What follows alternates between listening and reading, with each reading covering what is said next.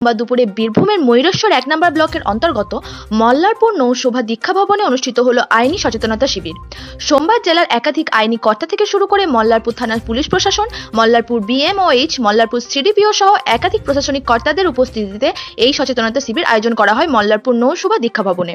মূলত 10ই মে অনুষ্ঠিত হতে চলেছে লোক আদালত, আর তার পূর্বে ময়ূরেশ্বর ১ নম্বর ব্লক এলাকার মানুষদের সচেতন করতে সোমবার দুপুরে এই আইনি সচেতনতা শিবিরের আয়োজন করা হয়। উল্লেখ্য, বাল্যবিবাহ বন্ধ করার পাশাপাশি সাধারণ মানুষ থেকে শুরু করে সমস্ত স্তরের মানুষদের প্রাথমিক কোন কোন আইন মেনে চলা উচিত সে বিষয় নিয়ে আজ আলোচনা করা হলো। আজকের এই কর্মসূচি নিয়ে কি জানাচ্ছেন জেলা আইনি সেবা কর্তৃপক্ষ নিরুপমা দাস ভৌমিক সহ মল্লারপুর নৌশোভার কর্ণধার সাধন সিংহ, চলুন শোনাবো।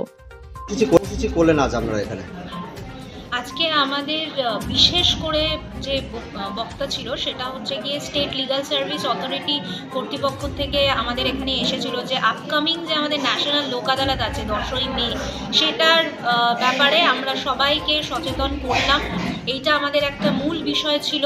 আর দ্বিতীয়ত যে চাইল্ড ম্যারেজ হচ্ছে, যে আমাদের সাধারণ মানুষদের কাছে প্রচার করা যে চাইল্ড ম্যারেজটা যাতে আমরা প্রহিবিট করতে পারি, যাতে আমরা স্টপ করতে পারি, সেই বিষয়ে আমাদের সেকেন্ড পয়েন্ট ছিল যে চাইল্ড ম্যারেজ করলে কি কি হতে পারে, তার অ্যাডভান্টেজেস তো কিছুই নেই, বরঞ্চ ডিসঅ্যাডভান্টেজই সব কিছু, সেইটা নিয়ে সচেতন করাটাই আমাদের মূল বিষয় ছিল। যে 18 বছরের নিচে একটি মেয়ে এবং 21 বছরের নিচে একটি ছেলেকে বিয়ে দিলে তাদের শারীরিক মানসিক।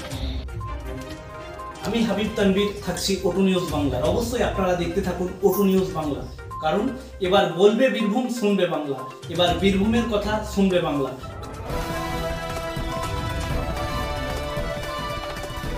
আপনারা দেখছেন ওটু নিউজ বাংলা, এবার বলবে বীরভূম, শুনবে বাংলা।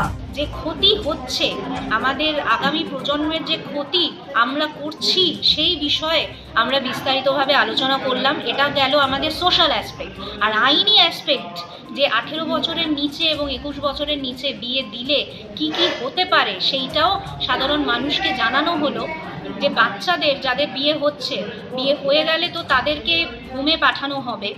আর একটি ব্যাপার, যে যারা যারা অংশগ্রহণ করেছেন, বাচ্চাদের যে মা বাবারা এবং যে পুরোহিত মশাই বা মৌলভী যারা এই বিয়েতে সাহায্য করেছেন, বিয়ে দিয়েছেন, এবং ক্যাটারার, ডেকোরেটার্স, আত্মীয় স্বজন, পাড়া প্রতিবেশী যারা যারা অংশগ্রহণ করেছেন এই বিয়েতে, তারা কিন্তু প্রত্যেকে এই আইনের আন্ডারে চলে আসবেন।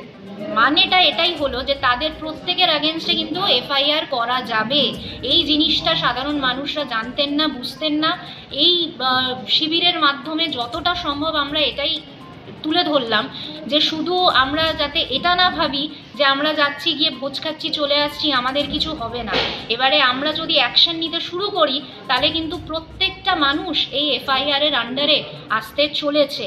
আর এফআইআর করে দিলে, তারপরে কেস হলে, জাজমেন্ট হলে কিন্তু তারা 1 লক্ষ টাকা অবধি জরিমানা এবং 2 বছরের জেল অবধি হতে পারে। এই জিনিসগুলো যতটা প্রচার হবে, যতটা সাধারণ মানুষরা জানবেন, তাহলে তারা এই চাইল্ড ম্যারেজ থেকে দূরে থাকবেন। আশেপাশে দেখলে যাতে আমাদের কাছে ইনফরমেশনটা আসে, আমরা যাতে প্রহিবিট করতে পারি, স্টপ করতে পারি, সেটাই আমাদের চেষ্টা। দিদি, আপনার নাম ও পরিচয়? আমি Nirupama Das Bhowmik, district legal service অথরিটির সচিব এবং জজ। যেমন ট্রাফিক সিগন্যাল আমাদের সকলকে মেনে চলতে হয়, বাঁ দিকের থেকে ডান দিকে যেমন গাড়ি চালাতে পারি না, সেটা যেমন মানতে হয়। আপনি যদি রেশন কার্ড করাতে যান, সেখানে আপনাকে আইন মানতে হবে। আবার হয়তো বাচ্চার জন্ম সার্টিফিকেট করাচ্ছেন, সেখানেও আইন মানতে হবে। কারোর বাড়ি ঢুকতে গেলেও একটা আইন বা নিয়মের মধ্যে আমাদের চলতে হয়। নিয়মের বাইরে একমাত্র মানুষই চলে।